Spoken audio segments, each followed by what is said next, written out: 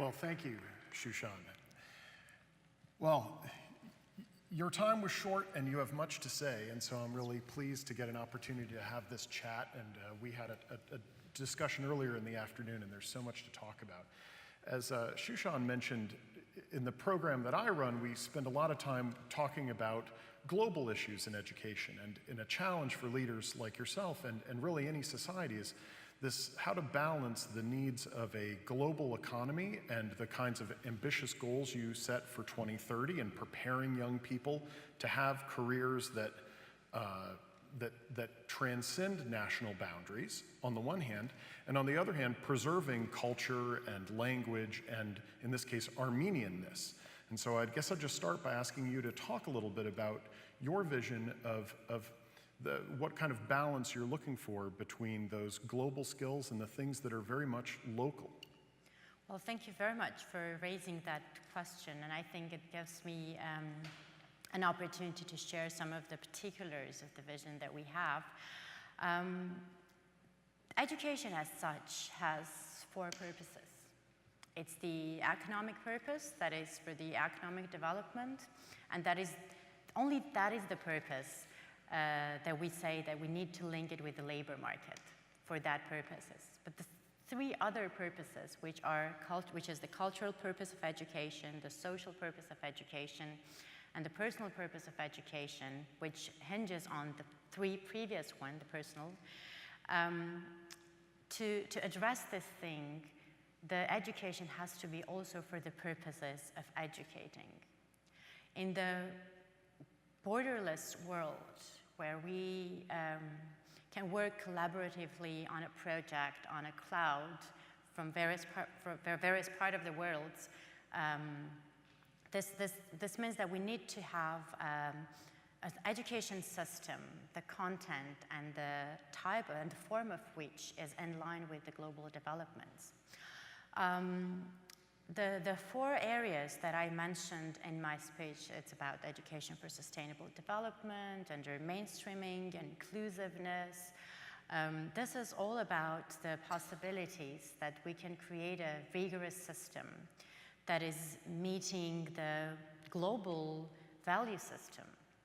I understand that it can be very interesting how you mentioned this Armenianness. We maintain Armenianness. I believe it's important to understand that we have so many identities. I have an identity as an Armenian, as a scholar, as a woman, as a mother, as blonde. So there are so many identities, and I think it's important to embrace all of those identities. And the more we add to the pot of these identities, the richer we become. And it's important also to embrace, to be mindful of all the processes that we're into, of the life that we live, and also to understand that we are not living in silos. And one of the things that we are trying to tap in our curricular review is the competences for democratic development. This is a framework that has been developed by the Council of Europe, but it's interesting that this is not something that the Council of Europe came up with. If we go into the roots of the Armenian Enlightenment, we see that equality is something that has been voiced by the Armenian scholars. The importance of legal system has been voiced by the Armenian scholars. So this is not, I don't see that there is any risk of losing Armenians, but there is the beauty of enriching Armenianness with so many identities that are there in the world. So I'll kind of build on that with a question about language, because in the work that I do and working with my students all over the world, the question of kind of English language instruction and other languages that are important regionally or globally is a big one. So just as an example, when we take our students to Brazil, as you might imagine, in addition to Portuguese, those students often learn Spanish because they're surrounded by Spanish-speaking countries. And so if they're going to learn English, kind of the global lingua franca, that's a third language. So what's your approach to language education? What languages do you want to expose young people to? When do you begin that language instruction? And what do you hope their facility with those languages will be when they're adults? Well, language education might seem to be very technical, but it has a very important political implications, and it has a very important cultural implications. So there is a very firm policy in terms of Armenian language that we want our students to know Armenian, to master Armenian. It's a complicated language. Armenian is a complicated language, and oftentimes writing in English and communicating in English, we oftentimes understand that we do not really master our language. And it's absolutely important to master Armenian prior to learning the other languages. But with this curricular review,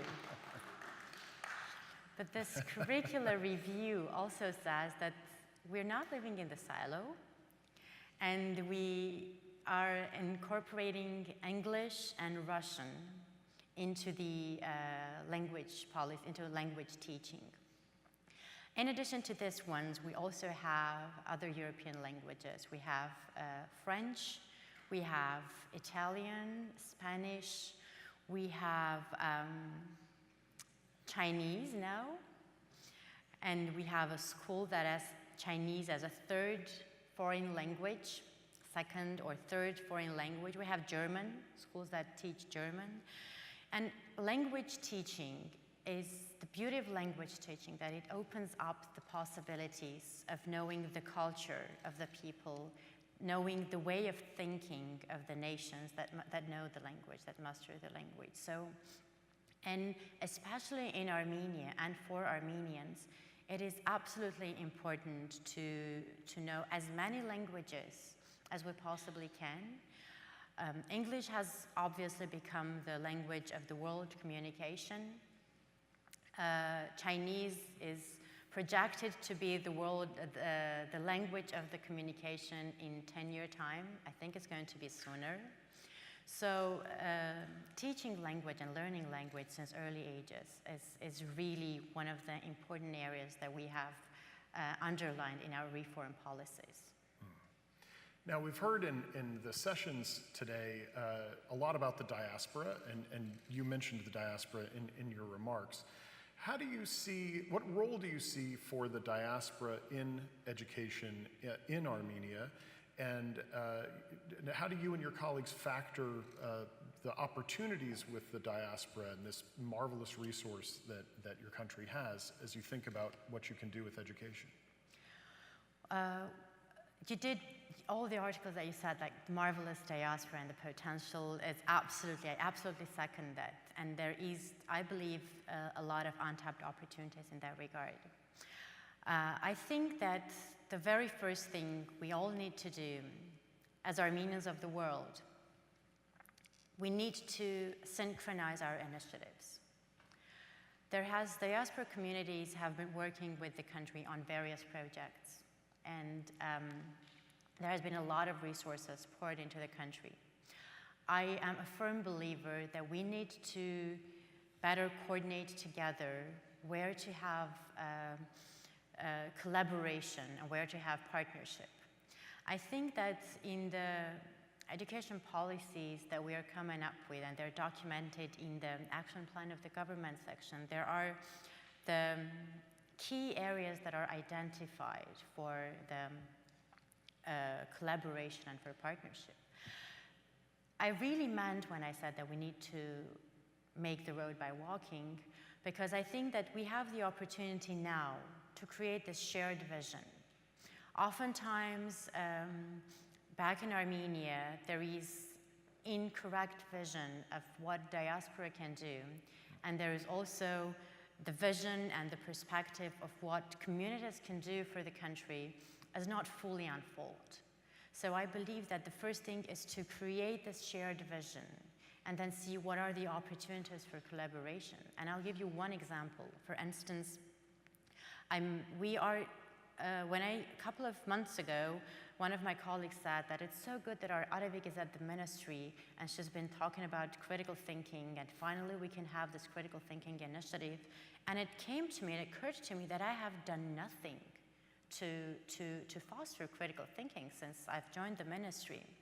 And the first thing that came to me is I knew that there are a lot of teachers in diaspora communities who are about to retire, who have retired or have interests, and they want to support Armenia, and they want to work together with the country on some projects. And critical thinking is about teaching and learning, and it's about active learning methodology. So it's a very easy thing to do. If we could create a network of mentors with our diasporan teachers or professionals who could provide mentorship to the teachers with supporting them developing the lesson plans, of getting them to know certain active teaching and learning methodologies. This is an easy thing to do. And this would be one of the greatest partnership projects that we could have with diasporan Armenians. And the only reason that this has not launched so far is that we have not identified the coordinator who could do that. Because I trust that this is going to be one of the greatest projects that we can have with our diasporan communities. Oh, that's exciting.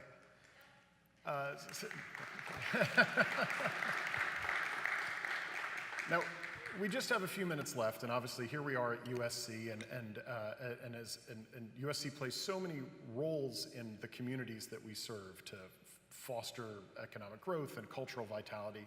You briefly mentioned higher education in your remarks, and you started to talk about the role of research, but I know your time was short. So what's your vision for the role that higher education can and should play societally in Armenia, and what are your plans to foster that future? So in the development of research, there are basically two main options. One is when research and science is developing irrespective of the education system, and the other one is when there is one umbrella where research and education are developing collectively. And it is pretty much the US system of how to develop research. So back in Armenia, we strongly believe that, like I said, leapfrogging for boosting quality of education is by incorporation of research in the field of education. And the research is not only for improving the quality of education, but it is for informing the policy making. There is recently a trend that I observed throughout the world with the fake news and with reference to opinion editorials rather than rigorous policy research papers, that this data is being so much manipulated for the purposes that policymakers have. I wish we could take the development of education and education reforms out of the political cycles so that it couldn't be anyhow linked with the elections. But it's good to know that if we have a rigorous research, whatever government comes, as long as it is legitimate like our current government, we can make sure that there is a research capacity in the country that is able to inform the policymakers on the policy options available out there. So I very much believe that especially our diaspora community members who have joined faculties in various universities, they can have their support and they can have their involvement in developing this research capacity in the country. I believe, obviously it's very good if we have one outstanding researcher and he or she comes, does the research, informs the policy making, and goes, and that we have one policy that is really marvelous. But for sustainability purposes, we need to build the capacity internally. And to build that capacity internally, we need to create these common platforms and projects for capacity building rather than supporting the government irrespective of the educational system. Because educational system only one goal is to serve the labor market. The other goal is to come up with informed innovation. And innovation has no foundation if it's not research-based. So as USC, as a leading research university, and also the members that we see in the audience and throughout the event, I believe they can be one of the greatest partners for this initiative and that we have back in Armenia of boosting research for all the possible purposes that research can be for. Well, regrettably, our time is at an end, but I'd just say thank you for sharing these exciting plans, and it sounds like there's a lot of ways for everyone here and for USC to participate and support you in that. So thank you. Thank you for agreeing.